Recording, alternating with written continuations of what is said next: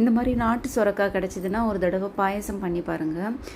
சுரக்காய் சாப்பிடாத குழந்தைங்களுக்கு இந்த மாதிரி பாயசம் இதெல்லாம் பண்ணி கொடுத்தாங்கன்னா இஷ்டமாக சாப்பிடுவாங்க.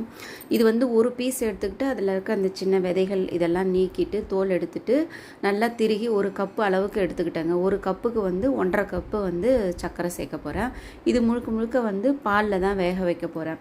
ஒரு கப்புக்கு வந்து ஒரு 1/2 லிட்டர் பால் கரெக்டாக இருக்குங்க. ஃபுல்லாக பால் வந்து நல்லா காஞ்சதுக்கப்புறமா இந்த சுரக்காயை போட்டு நல்லா பால்லேயே நல்லா திக்காக வேக வைக்கணுங்க. இதுக்கு வந்து கொஞ்சம் இந்த கோவா இருக்குது பார்த்திங்களா, ஸ்வீட் இல்லாமல் பால் கோவா இருக்குல்ல, அது வந்து ஒரு ஸ்பூன் வந்து சேர்த்துக்கிட்ட திக்னஸ்க்காக.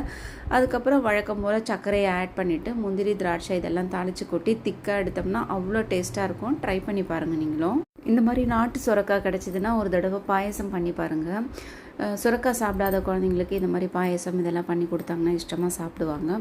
இது வந்து ஒரு பீஸ் எடுத்துக்கிட்டு அதில் இருக்க அந்த சின்ன விதைகள் இதெல்லாம் நீக்கிட்டு தோல் எடுத்துகிட்டு நல்லா திருகி ஒரு கப்பு அளவுக்கு எடுத்துக்கிட்டேங்க. ஒரு கப்புக்கு வந்து 1.5 கப்பு வந்து சர்க்கரை சேர்க்க போகிறேன்.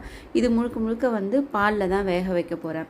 ஒரு கப்புக்கு வந்து ஒரு 1/2 லிட்டர் பால் கரெக்டாக இருக்குங்க. ஃபுல்லாக பால் வந்து நல்லா காஞ்சதுக்கப்புறமா இந்த சுரக்காயை போட்டு நல்லா பால்லேயே நல்லா திக்காக வேக வைக்கணுங்க. இதுக்கு வந்து கொஞ்சம் இந்த கோவா இருக்குது பார்த்திங்களா, ஸ்வீட் இல்லாமல் பால் கோவா இருக்குல்ல, அது வந்து ஒரு ஸ்பூன் வந்து சேர்த்துக்கிட்ட திக்னஸ்க்காக.